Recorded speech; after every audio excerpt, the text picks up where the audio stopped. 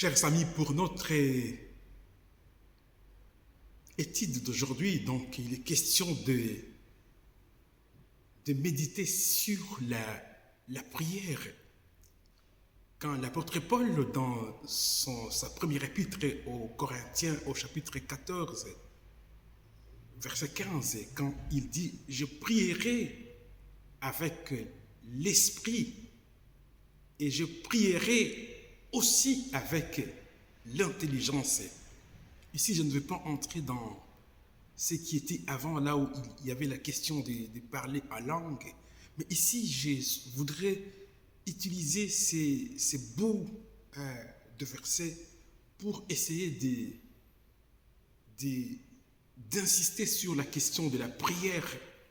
La prière est une ordonnance de Dieu qui doit être utilisée en public et en privé. Oui, c'est une ordonnance qui amène ceux qui ont l'esprit de supplication à une grande familiarité avec Dieu. Et la vraie prière, la prière est une effusion sincère, sensible et affectueuse du cœur ou de l'âme à Dieu, par le Christ, avec la force et l'assistance du Saint-Esprit, pour les choses que Dieu a promises, ou selon la parole, pour le bien de l'Église, avec soumission dans la foi à la volonté de Dieu. Alors, on peut comprendre que cette description ici, cette description de prier avec sincérité, d'une manière sensible et affectueuse, par le Christ, avec la force et l'assistance du Saint-Esprit, pour les choses que Dieu a promises, ou selon la parole, pour le bien de l'Église, avec soumission dans la foi à la volonté de Dieu. Il y a des éléments que cette description comporte, et notamment on comprend que la prière c'est un acte d'abord un acte sincère, ensuite c'est un acte sensible, en plus c'est un acte affectueux d'abandon de l'âme à Dieu par le Christ. Ensuite c'est par la force et l'assistance de l'Esprit. Et puis, c'est pour les choses que Dieu a promises, ou selon sa parole. Et puis, c'est pour les biens de l'Église. Et enfin, c'est avec la soumission dans la foi à la volonté de Dieu. La question de la sincérité ici devient très, très capitale. La sincérité de l'âme à l'égard de Dieu. La sincérité est une grâce qui traverse toutes les grâces de Dieu à nous et tous les actes d'un croyant, d'un chrétien, et qui influence toutes les autres grâces. La sincérité, c'est vraiment la grâce qui traverse toutes les autres grâces. Sinon, ces actes, si tous les actes que nous pouvons poser ne sont pas sains, si la sincérité ne les traverse pas, alors ces actes ne sont pas considérés comme étant de Dieu. Et il en est ainsi de la prière, dont on peut voir, par exemple, David parle, en particulier lorsqu'il mentionne la prière, quand nous lisons le psaume. J'ai crié vers lui, le Seigneur de ma bouche et ma langue l'a exalté. Si je médite l'iniquité dans mon cœur, le Seigneur n'écoutera pas ma prière. Psaume 66. La sincérité fait partie de l'exercice de la prière, sans laquelle Dieu ne la considère pas comme une prière au bon sens du terme. Alors, on peut aussi voir dans le prophète Jérémie, comment il s'exclame. Et alors vous me chercherez et vous me trouverez quand vous me chercherez de tout votre cœur. Jérémie 29, 12 à 13. On peut encore voir un peu plus loin. Osée. C'est à cause de ces manques que le Seigneur a rejeté leurs prières. Quand vous lisez Osée 7, 14, où il dit « Ils n'ont pas crié vers moi de tout leur cœur », c'est-à-dire avec sincérité, alors qu'ils hurlaient sur leur lit. Mais ils ont prié pour faire semblant, pour montrer leur hypocrisie, pour être vus et applaudis par les hommes. La sincérité, on peut voir que c'est aussi celle que le Christ a louée chez Nathanaël lorsqu'il était sous le figuier. Il dit, voici un Israélite qui n'a pas de ruse. C'est probablement sous le figuier que ces braves hommes épanchaient son âme vers Dieu en priant. Et c'est là dans un esprit sincère et sans phare devant le Seigneur. La prière qui contient la sincérité comme l'un des principaux ingrédients est la prière que Dieu regarde. On peut voir aussi comment elle est manifeste, cela est manifesté dans le livre des Proverbes, au chapitre 8, 15, verset 8. La prière des hommes droits fait ses délices. Alors, chers amis, et pourquoi la sincérité doit-elle être l'un des éléments essentiels d'une prière acceptée par Dieu? C'est parce que la sincérité amène l'âme en toute simplicité à ouvrir notre cœur à Dieu et à lui exposer notre cas sans embâge, sans équivoque, à nous condamner sans détour, sans dissimulation, à crier à Dieu de tout notre cœur sans complimenter.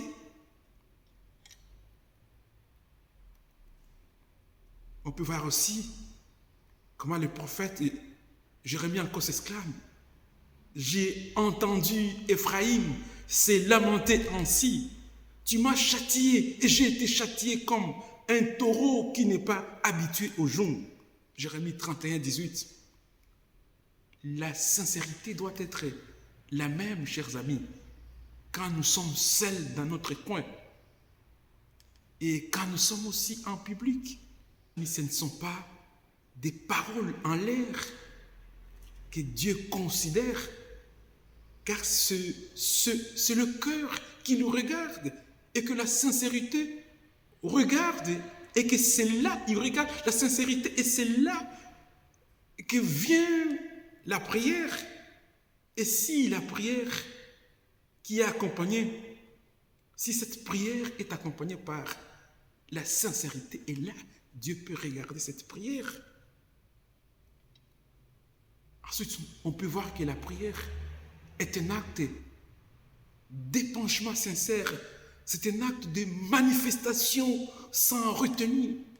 Et encore sensible, un acte sensible du cœur ou de l'âme. Il ne s'agit pas, comme pour beaucoup le croient, de quelques bavardages, d'expressions flatteuses, mais c'est un sentiment sensible du cœur. La prière a en elle une sensibilité à diverses choses. Tantôt, le sens du péché, il y a une sorte de contrition. Tantôt, c'est celui de la miséricorde reçue. Tantôt, celui de l'empressement de Dieu à faire miséricorde. Il y a toujours ce sentiment-là. Le sentiment de l'absence, parfois, de miséricorde en raison du danger du péché. Si je fais ça, est-ce que le Seigneur me pardonnerait-il? Vous voyez? Donc l'âme du sang, de ces sentiments, il y a un soupir, un gémissement, il y a une... L'âme se brise, ces sentiments brisent le cœur. Parce que la prière juste jaillit du cœur lorsque le cœur est accablé de chagrin et d'amertume, comme le sang est expulsé de la chair à cause d'un lourd fardeau qui pèse sur elle. Quand nous lisons par exemple 1 Samuel 1:10 ou le psaume 69:3, on voit ici David rugit, pleure, s'évanouit, perd les yeux. On peut voir dans l'évangile, Pierre pleure amèrement. On peut voir aussi le Christ a des cris et des larmes puissantes. Et tout cela à cause du sentiment de la justice de Dieu ou à cause de la culpabilité du péché, des douleurs de l'enfer et de la destruction. Les douleurs de la mort m'ont entouré et les douleurs de l'enfer m'ont saisi. J'ai trouvé la détresse et l'angoisse. Alors j'ai crié vers le Seigneur. Psaume 116. Et dans un autre endroit, ma douleur a couru dans la nuit. Psaume 77. Et encore, je suis très abattu. Je suis dans le deuil tous les jours. Psaume 38. Dans tous ces cas, et dans des centaines d'autres que l'on pourrait citer, vous pouvez voir que la prière porte en elle une disposition des sentiments sensibles. Et c'est là d'abord à partir d'un sentiment de péché. Il y a parfois un doux sentiment de miséricorde reçue, une miséricorde encourageante, réconfortante, fortifiante, vivifiante, éclairante. C'est ainsi que David épanche son âme pour bénir, louer et admirer le grand Dieu pour sa bonté envers de si pauvres misérables. Bénis le Seigneur, mon âme, et que tout ce qui est à moi bénisse son Saint. Bénis le Seigneur, mon âme, et n'oublie pas tous ses bienfaits. Il pardonne toutes tes iniquités. C'est ainsi que la prière des saints se transforme parfois en louange et en action de grâce, tout en restant une prière. C'est un mystère, chers amis. Le peuple de Dieu prie avec ses louanges, comme il est écrit. N'ayez peur de rien, mais en toute chose, par la prière et la supplication, avec des actions de grâce, faites connaître votre demande à Dieu. Philippiens 4:6. Une action de grâce sensible pour les grâces reçues est une prière puissante aux yeux de Dieu. Elle obtient de lui un succès inouï. Dans la prière, l'âme a parfois le sentiment d'une miséricorde à recevoir. Et cela enflamme à nouveau l'âme. Seigneur, désarmé, dit David, tu as révélé à ton serviteur que la miséricorde n'était pas un vain mot, mais qu'elle ne l'était pas. Tu as révélé à ton serviteur que je te bâtirai une maison. C'est pourquoi ton serviteur a trouvé dans son cœur quoi te prier. Seigneur, j'ai confiance que je ne sois jamais troublé. Délivre-moi dans ta justice et fais-moi échapper. Prête-moi l'oreille et sauve-moi. Sois ma demeure solide, mon refuge permanent. car tu es mon rocher et ma forteresse.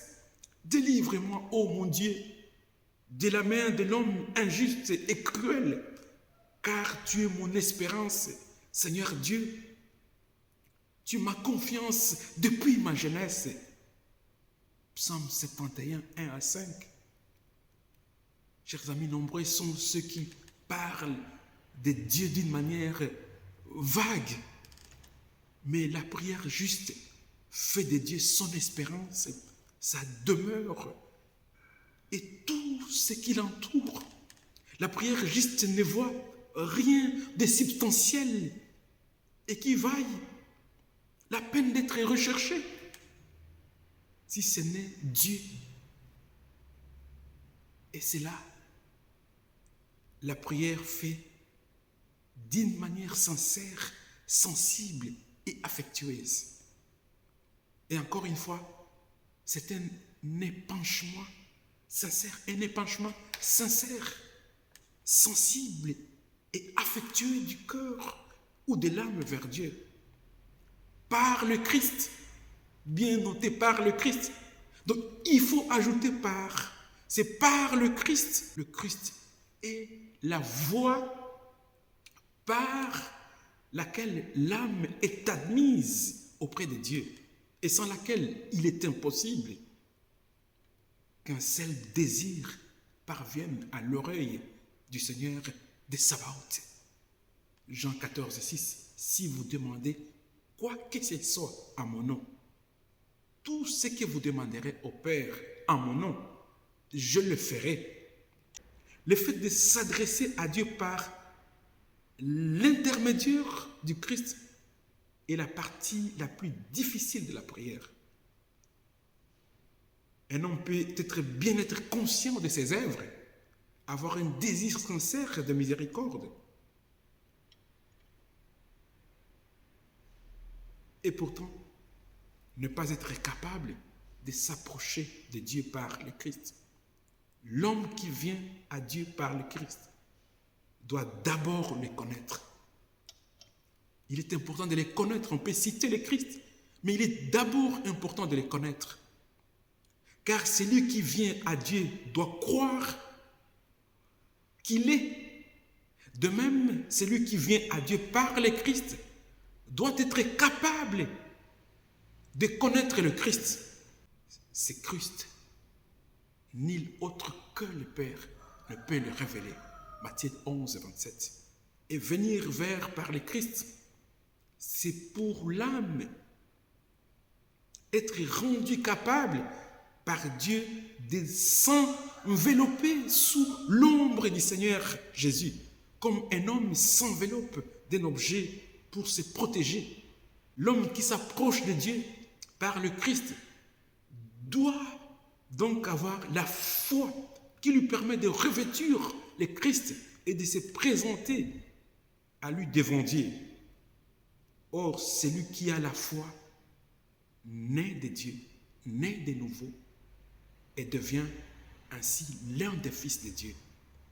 En vertu de quoi il est uni au Christ et en devient un membre. Jean 3, 5, 7. Jean 1, 12. Ceci nous amène à réfléchir sur la prière. Notre prière, la sincérité de notre prière, c'est que notre prière exprime profondément l'affection que nous ressentons dans nos prières, les sentiments que nous ressentons dans nos prières. Et que le Seigneur vous bénisse.